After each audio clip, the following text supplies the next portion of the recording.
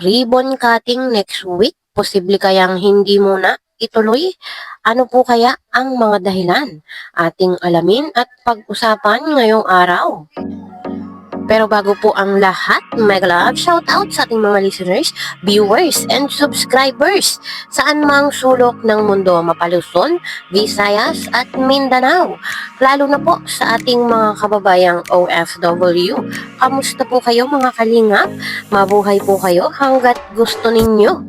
At kung bago ka pa lang sa aking munting YouTube channel, huwag ka nang mahiyang mag-subscribe, like, share, and comment. Huwag mo na rin kalimutang i-click ang notification bell nang sa ganoon ay updated ka sa aking mga paparating na video. At syempre, patuloy po nating suportahan sina Kalingap Rab at ang ating ama ng Kalingap, ang nag-iisang founder, si Kuya Val Santos Matubang. Kung maaari po ay no skip ads, nang sa ganoon ay mas marami pa tayong malingap na nangangailangan.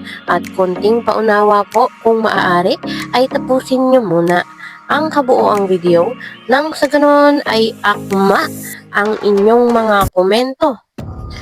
At yun na nga po mga kalingap, isa sa pinakainaabangan po talaga ngayon ay yung pag-ribbon cutting sa bahay ni Viancy. Marami po sa ating mga viewers at supporters ang naiinip na dahil daw po napakatagal lumipat ni Viancy. At alam naman po natin mga kalingap na kung gusto po talaga natin ng maayos at magandang bahay, kailangan po talagang maghintay, magkaroon ng mahabang pasensya. So hintay-hintay lang po tayo at banda-banda riyan yung ating kagustuhan na makalipat na si Viancy ay matutupad na po yan. Sa laki din naman po ng bahay na pinapagawa ni Kalingap Rab ay hindi rin po biro. Talagang medyo matagal-tagal at ilang buwan nga din po yung hinintay natin para maging ganun kaganda. Pwede naman po siyang madaliin. Kaso nga lang po ay hindi maganda, hindi maayos. Maganda na po yung kahit matagal, basta pulido ang pagkakagawa. Kahit sino naman po sa atin ay ganun ang gusto. Okay lang kung matagal, okay lang kung mabagal, basta maayos at pulido. Yun nga po mga kalingap ay medyo alanganin pa yung pag-ribbon cutting next week. Sabi po ni Kalingap Rab ay this week pipilitin na para po makapag-ribbon cutting na. Pero alanganin pa nga po dahil sobrang dami pa pong gagawin. Sobrang dami pa pong aayusin. Lalo pa po at ilang araw na lang ay lilipat na sila papuntang Hong Kong. So medyo kukulangin po talaga sila ng oras. At kung nakita naman na po natin yung bahay ni Viancy, okay naman na po. May pintuan na, okay na ang bintana, yung mga pintura. So ang dami pa pong aayusin, yung kwarto, yung CR at yung kusina. Hindi pa po siya masyado nga naaayos. So, meron naman po sa ating mga ilang sponsor ang nagpadala ng gamit sa loob ng bahay. So, meron pa pong iniintay, yung iba pong mga gamit, ibang appliances ay order. Yung iba po ay paggawa. Alam naman po natin, lalo na pag nagpapagawa tayo. Katulad po ng sala, kung gusto po natin ng kahoy, lalagyan pa po yan ng design, lalagyan pa ng varnish.